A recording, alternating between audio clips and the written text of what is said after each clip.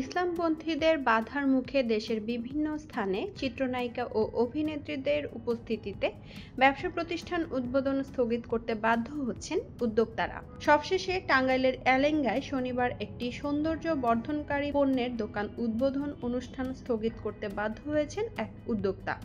হেফাজতে ইসলাম ও আরও কয়েকটি ইসলামপন্থী সংগঠনের বাধার মুখে টাঙ্গাইলের শোরুম উদ্বোধন করতে যেতে না পারায় নিজের ভেরিফাইড ফেসবুক পেজে প্রতিক্রিয়া জানিয়েছেন চিত্রনায়িকা পরীমণি।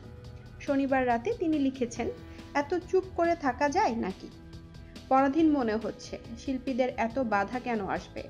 ইনসিকিউর ফিল হচ্ছে, এমন স্বাধীন দেশে নিরাপদ নই কেন আমরা? মেহজাবি পড়শি এর আগে এমন হেনস্থার শিকার হয়েছেন। ধর্মের দোহাই দিয়ে কি প্রমাণ করতে চলেছেন তারা? কি বলার আছে আর এদেশে? সিনেমা বিনোদন সব বন্ধ করে দেয়া হোক তাহলে কি আমরা ধরে নেব আমরা ইমোশনালি ব্যবহার হয়েছিলাম তখন, নাকি এখন হচ্ছি? কোনটা? এই দায়ভার কিন্তু আমাদের সবার নিতে হবে। গত শনিবার বিকেলে টাঙ্গাইলের এলেঙ্গার টিন মার্কেটের অথেন্টিক প্রোডাক্ট হারল্যান স্টোর নামের ওই বিপণী বিতান উদ্বোধন করার কথা ছিল চিত্রনায়িকা পরীমণির।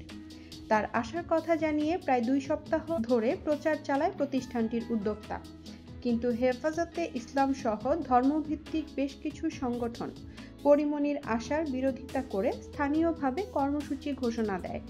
এমন পরিস্থিতিতে শনিবার শোরুম উদ্বোধন স্থগিত করেন বিপণী বিতানের মালিক মীর মাসুদ রানা। এর আগে গত নভেম্বর ও ডিসেম্বরে চট্টগ্রাম ও দেশের বেশ কয়েকটি জেলায় ইসলামপন্থীদের বাধার মুখে শোরুম উদ্বোধন স্থগিত করার ঘটনা ঘটে। এদিকে প্রতিক্রিয়া জানানোর কয়েক ঘণ্টা পর রবিবার ঢাকার একটি আদালত চিত্রনায়িকা পরীমণির বিরুদ্ধে গ্রেফতারি পরোয়ানা জারি করেছে। পরীমণির আইনজীবী নীলাঞ্জনা রিফাত সুরভি বলেন, ব্যবসায়ী নাসিরউদ্দিন মাহমুদের দায়ের করা মারধর, ভাঙচুর ও ভয়ভীতি দেখানো মামলায় পরীমণির গ্রেফতারি পরোয়ানা জারি করেছেন আদালত।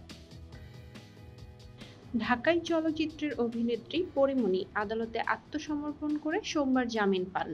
পরীমণি বলেন, আমি এই বিশ্বাসটা শেষ অবধি রাখতে চাই। আমি বিশ্বাস করি ন্যায় বিচার পাবো। আমার আসলে এই মুহূর্তে আসলে কিছু বলার নেই।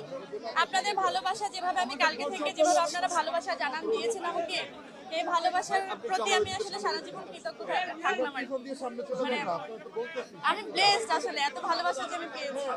কিন্তু আমি একটা জিনিস বলতে চাই যে আমি আইনের উপরে শ্রদ্ধাশীল। আমার এই বিশ্বাসটা আমি আসলে একদম শেষ অবধি রাখতে চাই।